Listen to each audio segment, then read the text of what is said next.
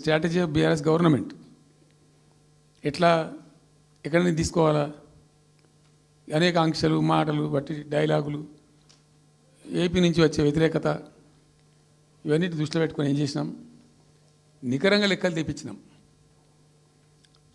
ఈ మహబూబ్ నగర్ జిల్లాలో మైనర్ ఇరిగేషన్లో పాత చెరువులు ఏవైతే బచావ్ అవుతున్నప్పుడు లెక్క పెట్టినటువంటి చెరువులు ఏవైతే ఉన్నాయో, ఉన్నాయన్నీ మాయమైనవన్నీ, వాటి సామర్థ్యం ఆ రోజు ఎంత, ఇవాళ నెట్ సామర్థ్యం ఎంత అని లెక్కలు తీసి కేంద్రానికి సమర్పించి ఒక 45 టీఎంసీ రెండు దానికి కేటాయించింది ఆ రోజు మేము ఎంత అంటే 90.81 టీఎంసీ,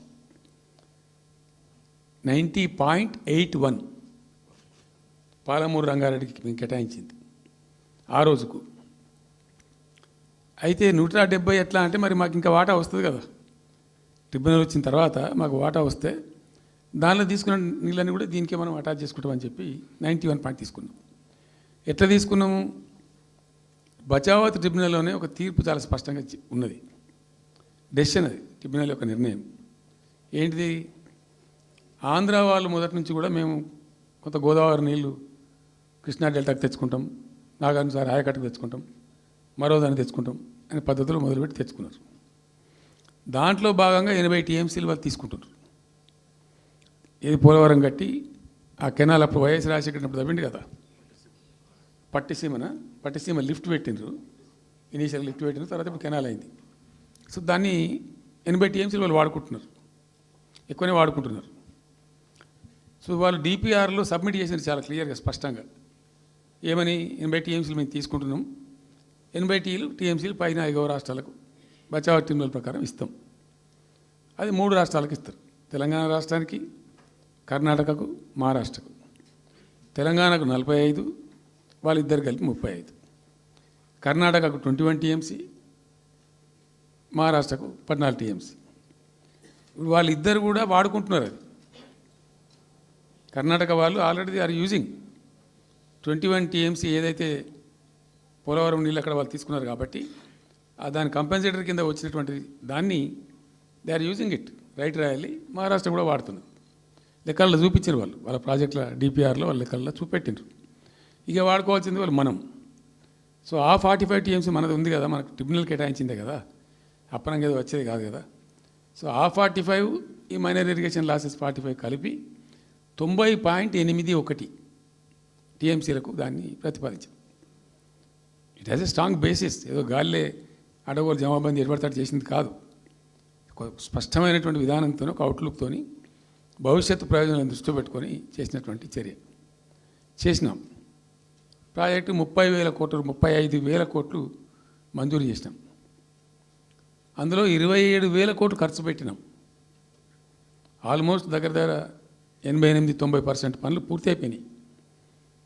ఈ ఆంధ్రాతోని పంచాయతీ ఉంటుంది ఎప్పటికైనా, వాళ్ళు పోతిరెడ్డిపాడు పొక్కగొట్టి దాన్ని పెంచి, ఇక దాన్ని ఇంకింత పెంచి ఇక తెలుగు గంగా అనే పేరు మీద మొదలై అది ఎటెటెటెటు పోతుంది, ఇక అడవుల జమాబంది. కాబట్టి మనం క్విక్కెస్ట్ పాసిబుల్ టైంలో తీసుకోవాలని ఆ వచ్చే వాటర్ను అక్కడ ఎంటైర్ వరల్డ్లో ఇక్కడ లేవండి 145 మెగావాట్స్ కెపాసిటీ పంప్స్ పెట్టినాం అక్కడ. Specially prepared, those pumps were prepared by BHEL of India. 145 మెగావాట్ల పంపులు అసలు ఇండియాలో ఎక్కడ ఏ ప్రాజెక్టుకు లేవు.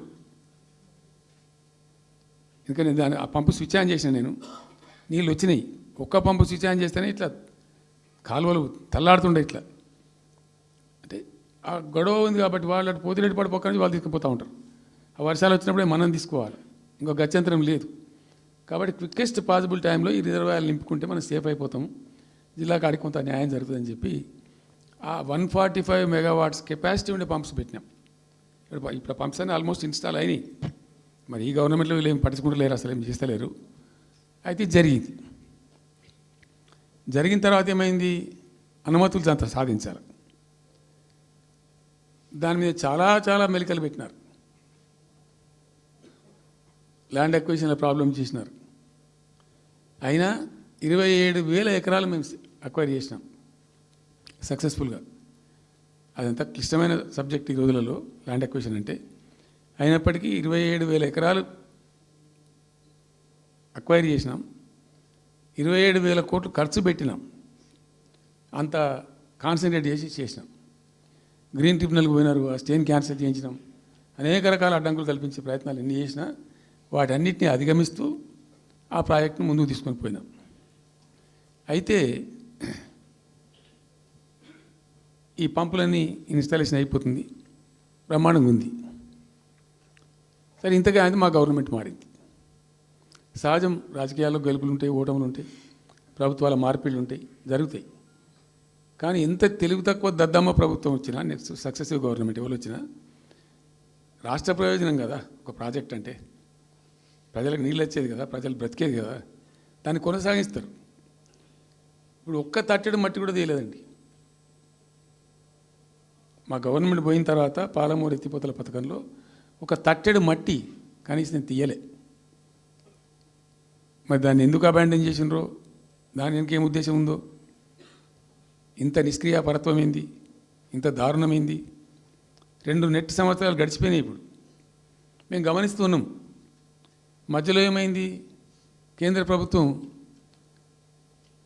ప్రభుత్వంతో తమాషా. బీజేపీ మొదటి నుంచి మాకు తెలంగాణకు శని అయింది. అది కేంద్ర ప్రభుత్వం ప్రతిదాన్ని వ్యతిరేకించడమే. ప్రతిదానిగా చంద్రబాబు ఎన్డీఏలో చేరడం, ఆయన మాటలు పట్టుకొని వ్యతిరేకించడం, అడ్డంగా ఇష్టం వచ్చిన పద్ధతిలో. మేము బాగా కొట్టాను. మేము ఉన్న రోజులు అనేకమైనటువంటి పోరాటాలు చేసి దాన్ని ఎప్పటికప్పుడు సాధించుకున్నాం. అనుమతులు కానీ ఇంకోటి కానీ మొత్తం 9-10 అవసరం పడతాయి. అందులో 6 అనుమతులు ఆల్రెడీ వచ్చేసినాయి. మెయిన్ ఎన్విరాన్మెంట్ అసెస్మెంట్ కమిటీది అదే మెయిన్ అసలు ప్రాజెక్టుకు లైఫ్ లైన్. దాని మొత్తం అనుమతులు వచ్చేసినాయి. దాని తర్వాత మిగిలిన అనుమతులన్నీ లాంఛనమే, ఇక ఇచ్చేయాల్సిందే. అది ఇచ్చిందంటే అటువంటి అతి ముఖ్యమైనటువంటి అనుమతి కూడా అన్నీ తెచ్చినాం. అన్నీ వచ్చిన తర్వాత కేంద్ర ప్రభుత్వం మన చంద్రబాబు నాయుడు ఎంపీలు అవసరం ఉంది కదా అక్కడ వాళ్ళకు. ఇప్పుడు ఇద్దరు ఎంపీలు అవసరం కదా, నితీష్ కుమార్, చంద్రబాబు నాయుడు. దానికోసం బీజేపీ ఎంతకైనా దిగజారుతుంది. ఆడ ప్రభుత్వం నిలబెట్టుకోవాలి కాబట్టి ఎంతకైనా దిగజారి ఆయన మాట పట్టుకొని డిపిఆర్ను వాపసు పంపించారండి. మేము ఉన్న రోజులు రాలే డిపిఆర్ వాపసు, అనుమతులు తెచ్చిన ఉల్టా. మేము ఇంకా డిపిఆర్ వాపసు వస్తే భూమి ఆకాశం ఒకటి చేయాలా రాష్ట్ర ప్రభుత్వం.